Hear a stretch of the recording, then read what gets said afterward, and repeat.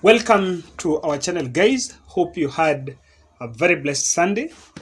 Personally, my Sunday was fine. I attended a church service.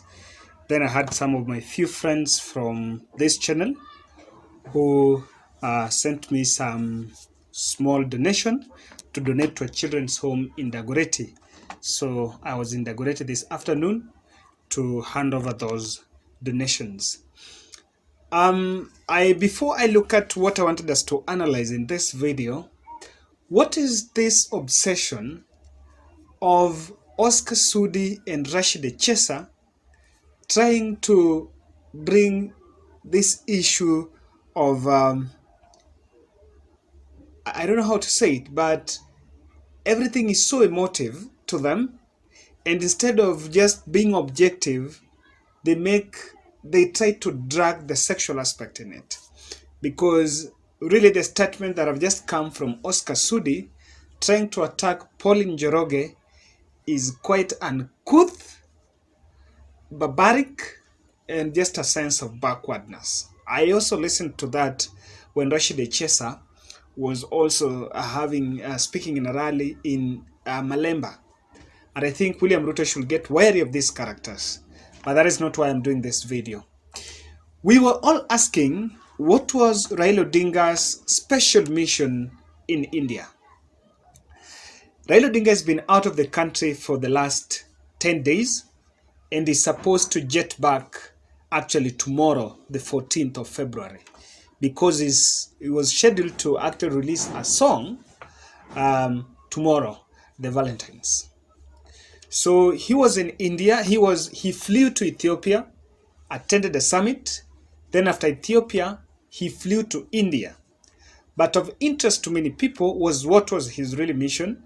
But we later came to realize that Raila Odinga was in India, private visit to escort her daughter, or rather to accompany the daughter Rosemary, who was undergoing an eye treatment, special eye treatment in one of the hospitals in India. So that is what we were treated to. But of late, something that attracted the interest of many is the way he was receiving full state protocols when he was in India. There was a video that emerged when Raila touched down at the hospital where Rosemary was admitted, and you could see the way he was received, and people were asking really what was going on. Now today, the 13th of February, Raila Odinga had a very close-door meeting with Narendra Modi, who is the Prime Minister of India. And the Prime Minister of India is a very long-term friend of Raila Odinga, having worked together, and they knew each other before even 2007 general election. So in this video, I wanted us to look at that meeting, and politically then, what was Raila Odinga's real mission in India? Because for me, what I insist is, whatever Raila Odinga does today, everything that we see him putting public must have some political impact. That is why the sickness of Rosemary, he did not make it very public, but of course it just later come to be known by the media houses from India, who they're the ones who released that information. Narendra Modi made this tweet after meeting Raila, and they said, "Delighted to receive my friend, His Excellency Raila Odinga, the former Prime Minister of Kenya. I fondly recollect my past interactions with him in India and Kenya. India and Kenya enjoy strong bilateral relations, and we welcome further strengthening of our ties." If you look at this, is posted by the Twitter. It was actually tweeted by Narendra Modi, and Raila Odinga also made another tweet, and he said, "Delighted to have had warm discussions with India's Prime Minister Narendra Modi. Our nations share a fond bond, as many Kenyans have for decades attended universities here. My hope is that we shall strengthen ties and learn more from each other in the years ahead." Learn more from each other in the years ahead. So guys, I want us to look at this meeting, because I tend to feel that the fact that Raila made this meeting very public, this is where his mission in India is. If you're watching this video and you've not yet subscribed, kindly take a second and subscribe. And more importantly, click the notification bell so that when we publish a video, you will be notified. So, on table, guys, what do you think this meeting significantly is important to Raila Odinga presidency? I think there is something that has been mentioned by many pundits, and I want to repeat here, that Raila Odinga have international footprints. Now, the international footprints are very important for a presidential candidate in his caliber. And of course, if you see, he's someone who is perceived as a statesman. Now, this prime minister, like the Indian prime minister, these are his friends. And I'm very sure that they talked about, he might have really had a very good discussion with him in terms of what they can do in terms of Raila Odinga's bid for presidency. And remember, if you are friends with this president, sometimes after the elections, they are the ones that will rush to congratulate you and really takes the perception that you've won, even if election will be contested later. So that is one thing that is there. Secondly, is also laying ground.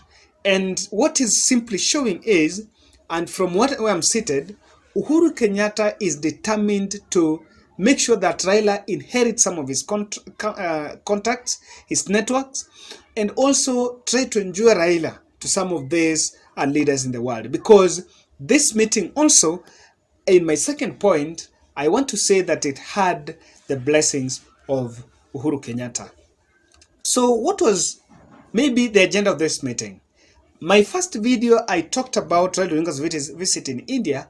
I actually mentioned that he met the ambassador, Indian ambassador in Kenya, in Karen, 2 days before flying to India. And after that, then he flew to India. So one thing that I want to say, I want to capture what Alexander Modi is saying. India and Kenya enjoy strong bilateral relations, and we welcome further strengthening of our ties. So why do you think that this meeting is about strengthening the ties? And in what capacity was Raila Odinga in this meeting? If it was on the AU mission, then I think he would have spoken about Africa. But because it was Kenya, that's why he has mentioned India and Kenya. And of importance, he also mentioned that Raila Odinga is his friend. So we're also going to look for another. So I think one thing that this meeting was aimed to, it was just trying to bring a bond between the two countries. Raila Odinga have enjoyed very good support from these other foreign countries. And I mentioned that one thing I'm so interested is that some of the policies, and you realize that some of the policies that Raila tried to inject in his manifesto are normally taken from these foreign countries. So I want to believe that part of this bilateral ties are trying to figure out on areas of synergy or areas of partnership where Raila Odinga can partner with him in terms of running the next government if he forms that government. So for me, it is also a benchmarking, because if you ask yourself, what do you think was in discussion that meeting? You realize that there are a lot, but there is something that they must find a point of synergy. So another thing that I want to say is of importance here is, guys, you know, President Uhuru Kenyatta have been blamed fondly for focusing in China. And so with Raila Odinga coming, I think Raila Odinga is signaling a very strong tie with India. You might ask why. India is one of the biggest investors in Kenya in terms of issues of manufacturing. They're not strong in infrastructure, but they're in manufacturing, they're in health. Actually, most of the health machines and infrastructure from health mostly is imported from India. So I believe that this can be one of those meetings to try to find maybe a deal on business, how these two countries can work together. How will this be of political relevance to Raila Odinga? This will be political relevance to Raila Odinga because I think, for one thing you have to mention is Raila Odinga's daughter is in India and he's undergoing treatment. Rosemary is undergoing treatment. And so people might be asking, you know what, now that she has taken her daughter abroad, how about us, the people who cannot afford? So what the message that is trying to send here is that it does not really mean on the issue of Rosemary, of health, but the countries are also working together on something that is tangible. So if you ask me, I think apart from the bilateral ties, something that is also coming out of this meeting is also a try to find points of synergy in business interests. I don't know, because there is also a fallacy, that is, there is also a theory on campaign financing. I don't really want to advance that, because I think that is more of, it will be Raila with private partners there, but something that is very strong into that meeting. Now, another aspiration is this, another theory that I want to think, and I want to support this meeting, because I think Raila Odinga is also giving the opportunity to the Hassan Joho and the Raila Fresh team to also run these campaigns, and it's a very good opportunity for them to test his foot soldiers. You know, when he's there, he's the person who's running the show. So what can happen when he's not there? I think from this, when he comes back, he's also coming back to realize, to realign and find out, okay, when I'm not away, these are the people that can run my campaigns, or these are the integral people that can be part of my campaign team. So for me, that is something that is quite interesting. And, you know, Narendra Modi is saying, delighted to receive my friend. What do you think? They are friends. This meeting is really been getting attention of Kenyans, and people have been talking about this meeting. I think it's being talked to about, sorry, there is some vehicle hooting somewhere in the background, but I'm sorry, that is a natural sound. There is something that people have been talking about, the nature of this meeting and why it is so publicized. You know, you cannot compare this vis-a-vis William Ruto, because when William Ruto visited Dubai, I think he only visited Moses Kuria, and I saw people juxtaposing the two photos and saying, when Ruto was in Dubai, we visited India, and when Raila is in India, he visited the Prime Minister. So for me, it's about how the perception that India, the perception that really Raila is getting. So there is also another tweet I have seen from Makau Mutua, who is a very close confidant of Raila Odinga, when Raila Odinga was actually making a presentation.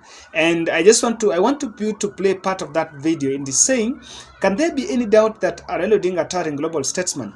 I work with Madam Amani, who has spoken before, for the African Union in the field of infrastructure. We all now agree that the aid era impoverished Africa, and that what Africa needs today is trade and investment. This is what has been accepted. But then the constraint here are two major factors. As Madam Amani said, the Africa Free Trade Area Agreement came into effect on a few days ago. It has been recognized that Africa trades very little with itself.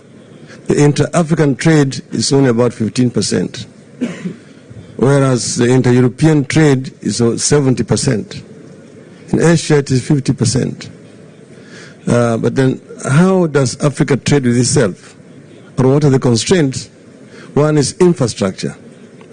It's a major constraint to inter-African trade. Madam Sylvie here has told you she comes from Central African Republic, a stone's throw away from Kenya. But how does Kenya trade with Central African Republic?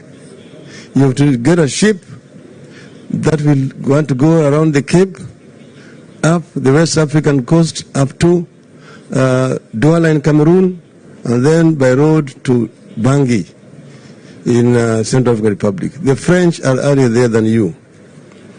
So we're talking now of trying to connect Africa. And the African Union has come up with infrastructure projects. The inter-African highways, 6 major ones, Cape to Cairo, to Tripoli to the Cape, Dakar, N'Djamena to Djibouti, and then Dakar, Lagos, Mombasa. So if you listen to that video, you will realize that Raila Odinga is talking about something about Africa, and he is talking about how they can invest in the infrastructure. But that is an African mission. So guys, I am not yet sure whether this presentation he was actually doing it in India. But if in case he was doing it in India, I just want to play it for you. I think you shall do your own fact check and find out where exactly he was doing it. So this can also be part of his official mission in India. But if you look at it, I think it was not in India. But then, guys, what's your opinion? For me, real Raila Odinga's mission in India, apart from being the private visit, Raila Odinga is really laying the ground for international acceptance. International acceptance. That's what I think, guys. So what do you think?